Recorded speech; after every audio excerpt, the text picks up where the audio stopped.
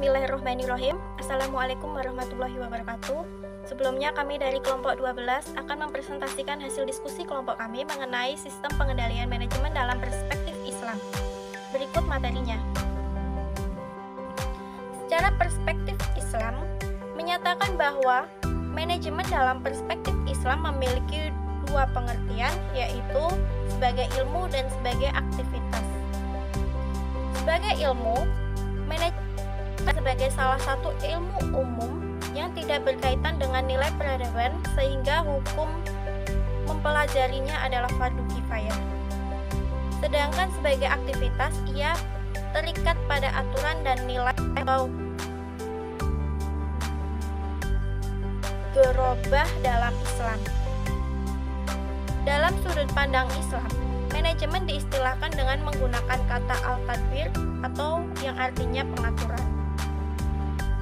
Kata ini banyak terdapat dalam Al-Quran, seperti firman Allah Subhanahu wa Ta'ala dalam Quran surat As-Sajdah ayat 5.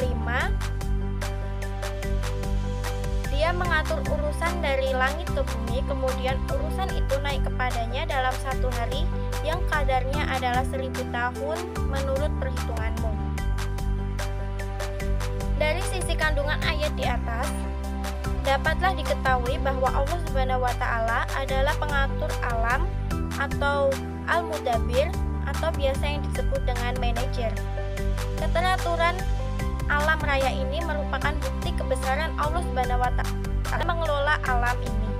Namun, karena manusia yang diciptakan oleh Allah Subhanahu wa Ta'ala telah dijadikan sebagai khalifah di bumi, maka dia harus mengatur dan mengelola bumi dengan sebaik-baiknya sebagaimana Allah Subhanahu wa Ta'ala mengaturnya.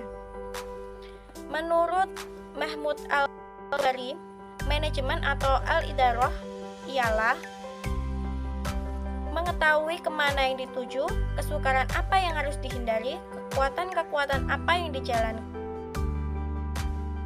kapal serta anggota dengan sebaik-baiknya tanpa pemborosan waktu dalam proses pengerjaannya. Fungsi manajemen dalam perspektif Islam. Fungsi manajemen berbicara masalah manajemen tentunya tidak bisa lepas dari 4 komponen yang ada, yaitu planning, organizing, accounting, dan controlling. Dan 4 komponen tersebut dijelaskan di beberapa ayat Al-Quran dan hadis. Hal ini telah tertuang dalam Al-Quran dan Al-Hadis sebagai falsafah hidup umat Islam. Fungsi tersebut diantaranya: 1. Perencanaan. Planning atau perencanaan atau gambaran dari sesuatu kegiatan yang akan datang dengan waktu metode tertentu. Mengenai pentingnya suatu perencanaan, ada beberapa konsep yang tertuang dalam Al-Quran dan Al-Hadis. Di antara ayat Al-Quran yang terkait dengan fungsi perencanaan adalah surat Al-Hasyr ayat 18. Wahai orang-orang yang beriman, bertakwalah kepada Allah dan hendaklah setiap orang memperhatikan apa yang telah diperbuatnya untuk hari esok, dan bertakwalah kepada Allah sungguh Allah Maha teliti terhadap apa yang kamu kerjakan. Ketika menyusun sebuah rencana, Islam tidaklah dilakukan hanya untuk mencapai tujuan dunia semata, tetapi harus lebih dari itu, melampaui batas-batas target kehidupan keduniawian. Arahkan perencanaan itu juga untuk mencapai target kebahagiaan dunia dan akhirat, sehingga keduanya bisa dicapai dengan seimbang. 2. Perorganisasian. Dapat didefinisikan bahwa perorganisasian merupakan pembentukan badan atau bentuk struktur kumpulan orang di mana hubungan kerja sama antar orang dan fungsi di dalam badan organisasi ini mekanismenya berlangsung secara efektif dan efisien dalam mencapai suatu tujuan tertentu yang telah ditentukan sebelumnya. Dalam surat Ali Imran ayat 103 yang berarti, dan berpeganglah kamu semuanya kepada tali agama Allah, dan janganlah kamu bercerai-berai, dan ingatlah akan nikmat Allah kepadamu ketika kamu dahulu bermusuh-musuhan. Kerjasama dalam berorganisasi ini sesuai dengan kemampuan yang dimiliki oleh masing-masing individu. Menyatukan langkah yang berbeda-beda tersebut perlu ketelatenan mengorganisir sehingga bisa berkompetitif dalam berkarya. Di samping itu, ayat di atas Sayyidina Ali bin Abi Thalib membuat statement yang terkenal, yaitu kebenaran yang tidak terorganisir dengan rapi dapat dikalahkan oleh kebatilan yang diorganisasi dengan baik. Statement Sayyidina Ali merupakan pernyataan yang realistis untuk dijadikan rujukan umat Islam. Hancurnya suatu institusi yang terjadi saat ini karena belum berjalannya ranah organisasi dengan menggunakan manajemen yang benar secara maksimal. 3. Pengarahan. Al-Quran dalam hal ini sebenarnya telah memberikan pedoman dasar terhadap proses pembimbingan, pengarahan, ataupun memberikan peringatan dalam bentuk aktuating ini. Allah berfirman dalam surat Al-Kahfi ayat 2 yang berbunyi, sebagai bimbingan yang lurus untuk memperingatkan akan siksa yang sangat pedih dari sisinya, dan memberikan kabar gembira kepada orang-orang mukmin yang mengerjakan kebijakan bahwa mereka akan mendapatkan balasan yang baik. Agar pengarahan dapat berhasil, perlu kiranya seorang atasan mengetahui aspek-aspek pengarahan. 3 aspek pokok dari pengarahan yaitu 1. Kepemimpinan, 2. Motivasi, 3. Mengembangkan komunikasi. 4. Pengawasan atau controlling. Controlling atau pengawasan sering juga disebut pengendalian. Dalam Al-Quran pengawasan bersifat transendental, jadi dengan begitu akan muncul inner inclination atau tertib diri dari dalam. Itulah sebabnya di zaman generasi Islam pertama, motivasi kerja mereka hanyalah Allah, kendati pun dalam hal-hal keduniawian yang saat ini dinilai cenderung sekuler sekalipun. Sistem pengendalian manajemen. Jadi dalam sistem pengendalian manajemen itu mempunyai beberapa karakteristik. Yang pertama ialah SPM itu harus sesuai dengan strategi dan tujuan dari suatu organisasi. Yang kedua, SPM itu dibuat sesuai dengan struktur organisasi, karena setiap keputusan diambil itu harus ada pertanggungjawabannya.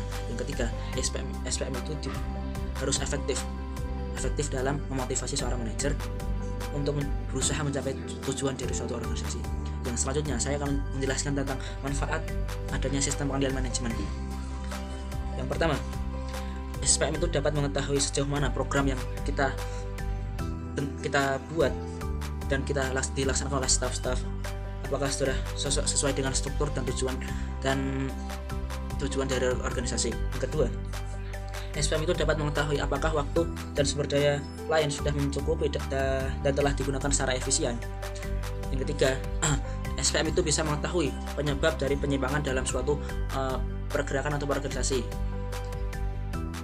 Yang keempat, SPM dapat memberikan ruang reguler bagi para supervisor untuk merefleksikan konten dan karya mereka. Yang kelima, untuk SPM dapat menerima informasi dan perspektif Islam lain tentang pekerjaan seseorang. Yang keenam, menjadi pendukung dari setiap pribadi dalam melakukan pekerjaan. Yang ketujuh, SPM itu dapat memastikan bahwa setiap individu dan setiap pekerja tidak tertinggal karena adanya masalah ataupun kesulitan.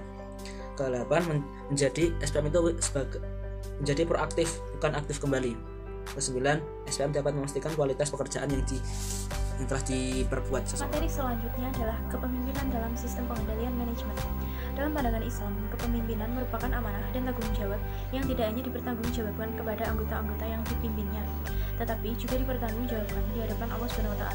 Jadi, pertanggungjawaban kepemimpinan dalam Islam tidak hanya bersifat horizontal formal sesama manusia, tetapi bersifat vertikal moral, yakni tanggung jawab kepada Allah SWT di akhirat nanti.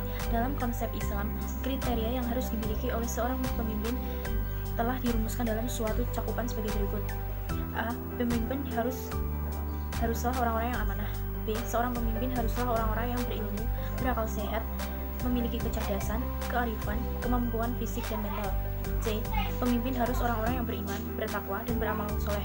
Tidak boleh orang zalim, fasik, berbuat keji, lalai akan perintah Allah SWT dan melanggar batasan-batasannya. D. Bertanggung jawab dalam pelaksanaan tataran kepemimpinan sesuai dengan yang dimandatkan kepadanya dan sesuai keahliannya. E. Senantiasa menggunakan hukum yang telah ditetapkan Allah. Adapun ayat-ayat yang menyebutkan bagaimana sifat yang harus dimiliki seorang pemimpin adalah sebagai berikut. A. Berpengetahuan luas, kreatif, inisiatif, peka, lapang dada, dan selalu tanggap. Hal ini disebutkan dalam surat Al-Mujadalah ayat 11. B. Bertindak adil, jujur, dan konsekuen diterangkan dalam surat An-Nisa ayat 58. C. Bertanggung jawab disebutkan dalam surat Al-An'am ayat 164. D. Selektif terhadap informasi diterangkan dalam surat Al-Hujurat ayat 6. E. Memberikan peringatan diterangkan dalam surat Az-Zariyat ayat 55. F. Memberikan petunjuk dan pengarahan diterangkan dalam surat As-Sajdah ayat 20. Kemudian presentasi dari kelompok kami, kelompok 12, mengenai pengendalian manajemen dalam perspektif. Sebelumnya mohon maaf apabila banyak kesalahan kata maupun tingkah laku kami yang kurang berkenan di dalam video ini. Terima kasih, bermanfaat. Akhirul kalam, wassalamualaikum warahmatullahi wabarakatuh.